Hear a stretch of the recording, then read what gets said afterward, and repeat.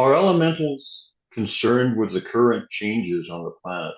That's, I'm pretty sure they are, but what do you think? Yeah, because, well, a lot of people wouldn't consider, and again, here probably a lot of these things aren't um, new ideas, maybe, but there's a push, there's a call right now out for people to begin communicating with the elemental realm for the benefit of us all because of what's happening here.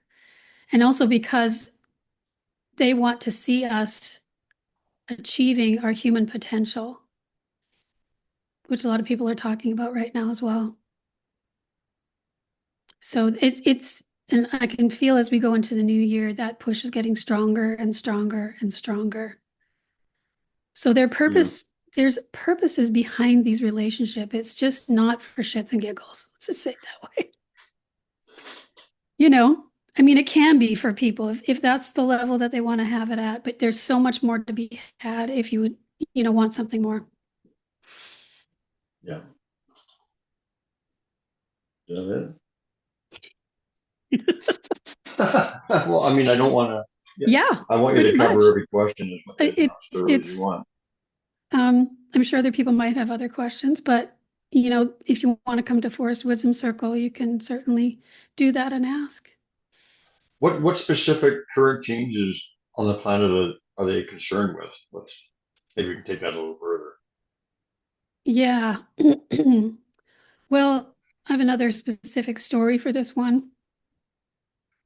Um, so I'll just tell the story. That might be the best way to put it. Things are disintegrating between the realms. The realms, what we do here affects that realm. So we may not know that there's a ripple effect that happens when we do things here, and it's much more tangible than we may realize. So I had a dream about a park that was close to where I used to live. And I'm going to say it's a dream. It's more like, I hate the word vision, but it's more like that. I wasn't asleep. So anyway, I'm in my mind, I can see this park. And in the park, you've been there, Brian, the one where we found the little bunny. And there's a fence where there's a tennis court.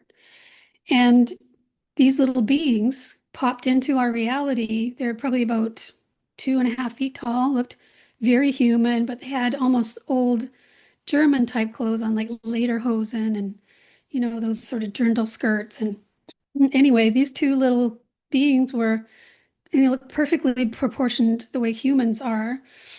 And they were clinging to each other, petrified because they didn't know why they'd been shot into our reality. And they're Sasquatch there, and I've been interacting with them. So they came and um, helped those two assimilate to 3D because they were no longer going to be in their realm. They'd been completely ejected because that part of it was deteriorating. You can kind of think of it like holes in Swiss cheese.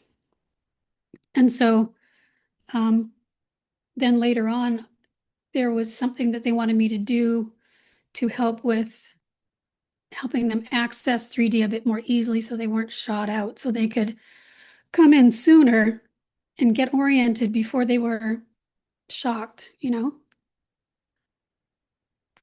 So there's another story about that. But anyway, this is what is happening. So it brings more of an urgency to the work. I guess that's the way to put it for both on both sides, not just ours. Okay. Are there specific places, times, or environments more conducive to encounters? Yes. So we're talking about thin places. Um, there are places that are like hyperdimensional spaces. And there's a sense, again, you get a sense when you're entering one. And these places, the veils are thinner. It's more easy to connect with them and for them to connect with us. So, and again, that's something you can create with your own energy field eventually when you learn how to use that.